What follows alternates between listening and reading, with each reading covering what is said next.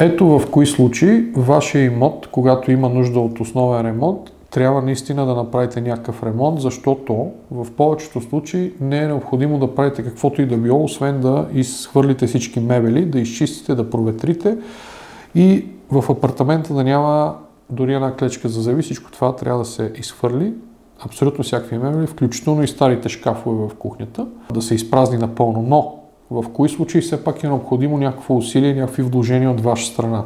Това са случаите, в които в апартамента има някаква много специфична остатъчна миризма.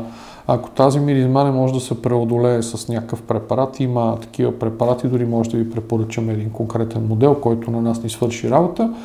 За един имот, който мирише изключително специфично след 3 котки, които бяха живяли там доста дълго време в една стая, имаше ужасяваща миризма, която отблъсна всички купувачи, без значение кой какво им обяснява, че след ремонта тази миризма ще изчезне, на тях им подейства много зле и те дори имаше хора, които не искаха дори да влезнат вътре, след като усетиха миризмата.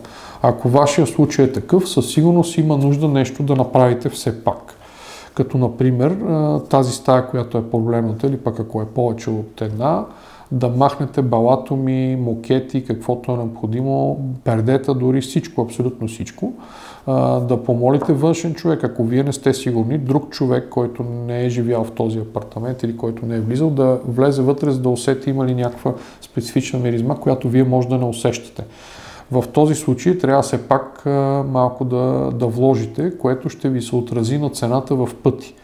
В тези случаи едно шпакловане и замазване на определена стая от до може да свърши страхотна работа и това може да ви донесе по-висока цена. Или иначе казано да не претърпите финансови загуби от порядъка на 10, 20 или повече хиляди евро. Пак повтарям, 10 или 20 съвсем сериозен съм. Така че дори ако трябва с цената на някакъв помощ от приятел или някакъв заем или с каквото и да било, това нещо, този проблем да се реши преди да стартира вашата продажба. За основния ремонт са тези неща, а всъщност преди да решите да продавате нещо, е много важно какво се случва и с документите на вашия имот. То основния ремонт и документите са две съвсем различни неща.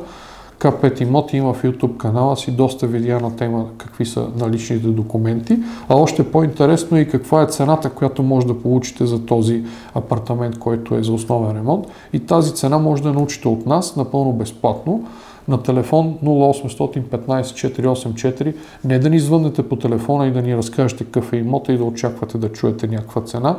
Това не е сериозно. Ние трябва да посетим имота ви на място. Няма как да дадем цена за имот, ако не сме го видяли на място. И ако някой ви дава такава цена от разстояние, то той или се шегува с вас, или просто си прави експерименти, но на ваш гръб. Аз ви съветвам да не търпите финансови загуби и да ни се обадите. 0800 15 484, идваме на място за безплатна оценка. Ако искате да сте в течение на всичко, което се случва в недвижимите имоти, да не четете фейк нюз, четете новините, които излизат от К5 Имоти, абонирайте се за нашия YouTube канал, абонирайте се за нашия VBOX канал, харесайте ни във Facebook, четете нашия блог, който се намира на адрес k5.bg.